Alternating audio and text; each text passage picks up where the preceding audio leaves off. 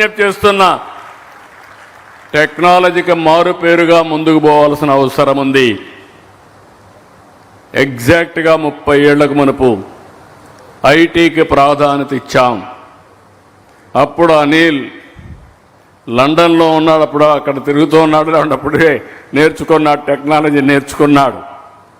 Technology మ్యాన్గా పోయి కడాని ఇప్పుడు power మ్యాన్గా వచ్చాడు. అది ఒక పెద్ద చేంజ్. ఎప్పటికప్పుడు ప్రపంచంలో జరిగే మార్పుల్ని మనం అర్థం చేసుకొని మనం కూడా ముందుకు పోవాల్సిన అవసరం ఉంది. అందుకే ఈరోజు రాష్ట్రంలో మీరు చూస్తే స్పేస్ సిటీ తొందరలోనే మనమే శాటిలైట్స్ అన్ని కూడా లాంచ్ చేసే పరిస్థితికి వస్తున్నాం. అందులో కూడా అనిల్ ఇంట్రెస్ట్ చూపిస్తున్నాడు. తొందరలోనే కాకినాడ హోప్ ఐలాండ్ కేంద్రంగా పెట్టుకొని లాంచింగ్ కూడా చేయబోతున్నారు. అది వస్తే ఇక్కడి నుంచి చాలా అడ్వాంటేజ్ అని చెప్పి ఆలోచనలు ఉన్నారు.